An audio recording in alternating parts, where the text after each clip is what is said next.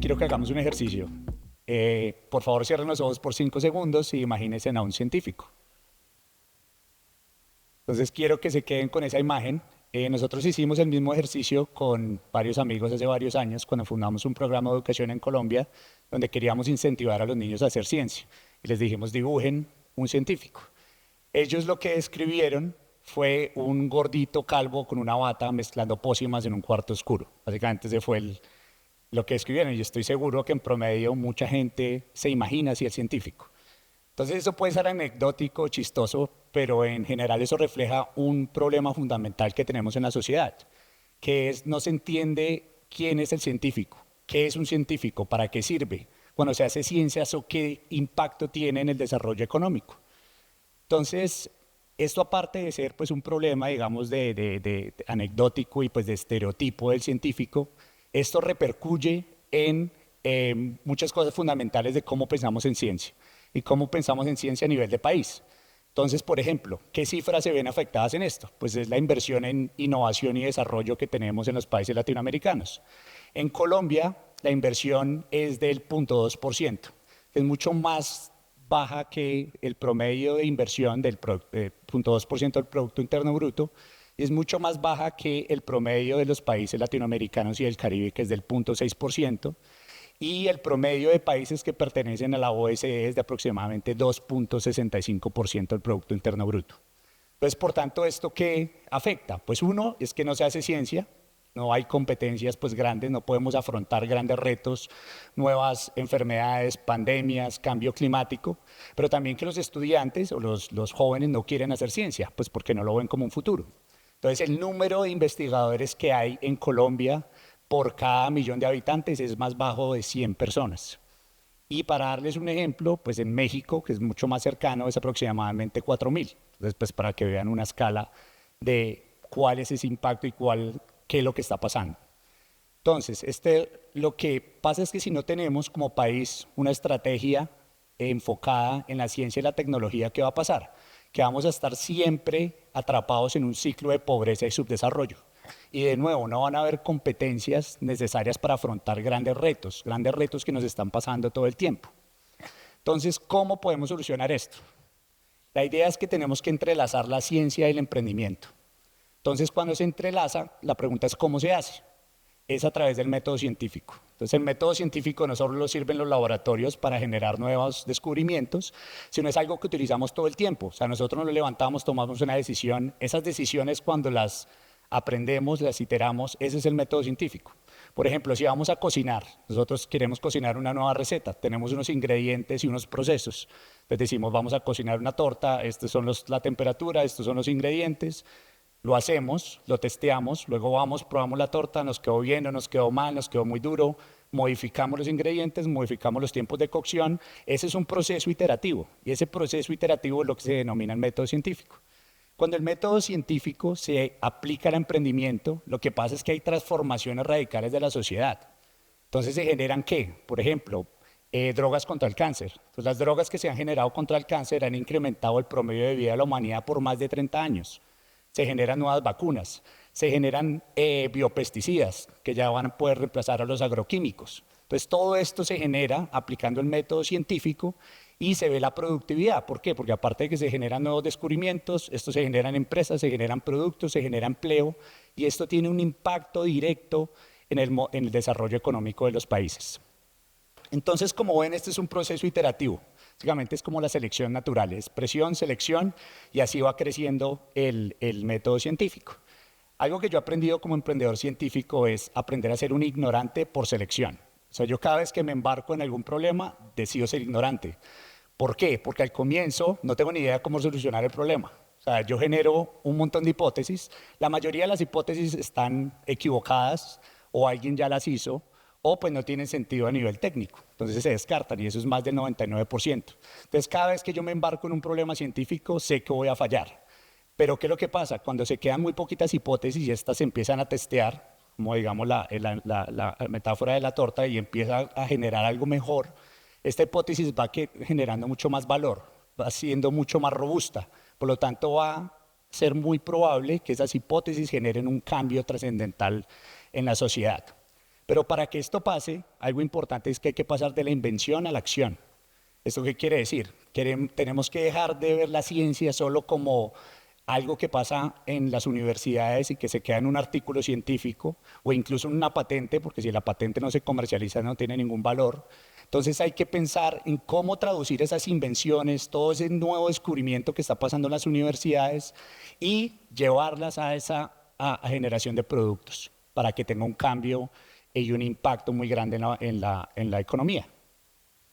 Pero para que esto pase, entonces de nuevo tenemos el método científico como ese motor, como esa metodología que permite que esto pueda pasar una, dos, tres, sistemáticamente. Pero para que esto pase de forma robusta hay que generar un ecosistema. Y ese ecosistema tiene que ser robusto y por definición un ecosistema tiene que ser autosostenible. ¿Cuáles son los elementos esenciales de un ecosistema de ciencia y tecnología? Uno, las universidades, de nuevo, porque están generando los descubrimientos, todo este tipo de conocimiento, y las personas, los investigadores, y no solo los investigadores, pero otras personas que pueden formar el core de las empresas. Otro es el sector público. El gobierno tiene un rol fundamental, obviamente, en dar capital, pero también en proporcionar ambientes necesarios para que estos emprendedores puedan evolucionar sus emprendimientos en ciencia y tecnología. Y el sector privado. Porque el sector privado, uno son los inversores de riesgo, que pues están aportando el capital para poder revolucionar estas ideas y poder generar productos, pero también los empresarios, porque los empresarios son los únicos que tienen el conocimiento industrial de cómo comercializar, de cómo escalar, de cómo generar productividad a través de estas tecnologías. Entonces son equipos multidisciplinarios que tienen que estar conectados y de forma dinámica, y esto tiene que pasar todo el tiempo. Algo súper importante que pasa en Latinoamérica y que tiene que ser un factor importante es la aceptación cultural. ¿Por qué? Porque, por ejemplo, el mejor ejemplo de innovación en ciencia y tecnología es la ciudad de Boston. La ciudad de Boston, esto pasa todo el tiempo, están las mejores universidades, fondos de capital de riesgo, el gobierno da un montón de incentivos económicos para que esto pase. Pero en Boston algo que es súper importante es que cuando uno habla con un innovador, o con un científico, un emprendedor científico, se ha ido a bancarrota varias veces. Y eso no se ve mal. Ellos entran con ese, no, fracasé, pero se ve el fracaso como un motor para generar conocimiento. Entonces, cada vez que ellos se van, por ejemplo, a bancarrota, eso es algo que evoluciona. Y la siguiente vez va a ser mucho mejor o va a ser menos probable que fracasen, pero pues ya lo intentaron. Entonces nosotros como sociedad tenemos que cambiar ese paradigma de decir, si uno se va a bancarrota ya se le acabó la vida, eso no tiene que pasar. Entonces, de nuevo, ese aprendizaje a través del fracaso es algo súper importante. Algo también que me parece chévere, pues de mi tiempo en Boston y que describe muy bien el ecosistema, yo lo defino como la probabilidad de ir a un bar y tomarme una cerveza y encontrarme un premio Nobel es muy alta. ¿Eso qué quiere decir? Que esa probabilidad de encontrarme a alguien increíble que está generando soluciones impresionantes está a un paso. Y eso es una definición de un ecosistema robusto. Entonces les voy a contar una anécdota personal. Cuando yo estaba terminando mi doctorado, me monté en un bus para irme a la casa, era como la medianoche, me senté, me puse a hablar con un señor y él empezó a hacerme preguntas súper buenas pues, de mi investigación. Entonces, bueno, cuando yo le pregunté, bueno, ¿y tú qué haces? Y me dijo, no, yo soy el CEO de una de las farmacéuticas más grandes del mundo. Entonces, de nuevo, me puedo encontrar un tipo de estos, un ejecutivo de alto nivel que ha llevado la ciencia a nivel comercial y genera ahorita pues, un montón de drogas que afectan a la humanidad, y me lo encontré pues, en el transporte público. Entonces, eso es lo que es un ecosistema y así es donde tenemos que apuntar a generar un ecosistema totalmente robusto y sostenible, obviamente en nuestros países latinoamericanos. Esto es a nivel de ciudad, pero ¿qué pasa a nivel de país?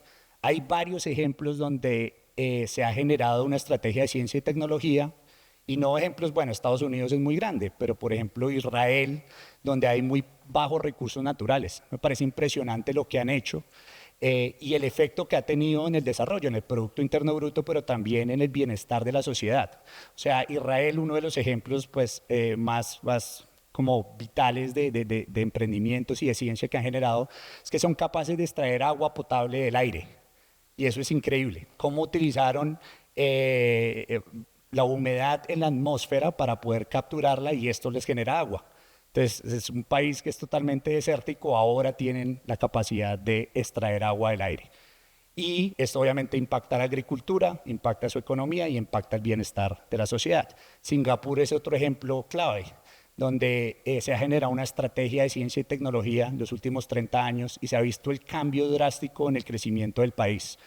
Nuevos conocimientos, nuevas capacidades, el Producto Interno Bruto crece, baja tasa de desempleo y baja inflación. Entonces es increíble ver ejemplos claros de cómo como país invirtieron en ciencia y tecnología y tienen unos cambios obviamente a largo plazo.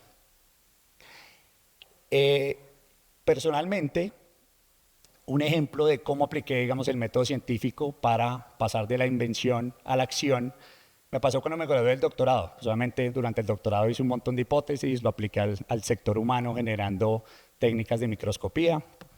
Pero cuando me gradué entré a trabajar en una empresa, un venture builder, que es una empresa que construye empresas de cero. Y el problema que me pusieron fue generar una alternativa para los agroquímicos. Yo no tenía ni idea de agricultura, nunca había trabajado con insectos, con plagas, con plantas, pero bueno, nos abarcamos con el equipo en ese problema. Nosotros generamos, yo creo que alrededor de más de 30 hipótesis, el 90% estaban totalmente erróneas o ya alguien las había hecho. Las 3 que quedaron son las que dieron origen a la empresa que ahorita tenemos. Y esas 3 plataformas de tecnología, lo que nosotros estamos haciendo es generando bioactivos que tienen el potencial de reemplazar los agroquímicos y funcionan de la misma forma y bajo un costo que obviamente es competitivo para el agricultor. Un ejemplo claro de lo que hicimos y que está afectando los cítricos en la Florida, hay una enfermedad que arrasó con el 90% de los cítricos en la Florida y se está moviendo a Sudamérica y ahorita está en Brasil. Es una enfermedad que tapona el sistema vascular de los árboles. Nosotros generamos, imagínense, en un catéter de humanos donde se inyecta la droga intravenosa, nosotros generamos con 3D printing el mismo sistema para árboles. Entonces, en lugar de hacer con una avioneta y pasar con un tanque y botar litros de un agroquímico que se va a los ríos y a los suelos, aquí con un 1% lo podemos inyectar y esto tiene un impacto obviamente ecológico, pero también está solucionando un problema que no había solución. Entonces, aquí se ve también cómo es un ejercicio muy claro que utilizamos el método científico para generar cambio y un cambio sostenible. Entonces, ahora quiero que otra vez cierren los ojos, por favor, y se imaginen otra vez a un científico. Y espero que esta vez no se lo imaginen igual, al calvito gordo mezclando pócimas, sino espero que se lo imaginen como un agente de cambio. Una persona que está resolviendo problemas grandes, que está generando economía, que está generando empleo. Y esta visión es posible. ¿Y cómo es posible? Si entrelazamos la ciencia y la tecnología. La ciencia, la tecnología y el emprendimiento a través del método científico. La pregunta es, ¿estamos dispuestos nosotros como país a invertir en ciencia y tecnología y ponerla como el pilar del desarrollo económico? Entonces espero que la respuesta sea sí, porque ahí está el futuro de nuestra sociedad. Gracias.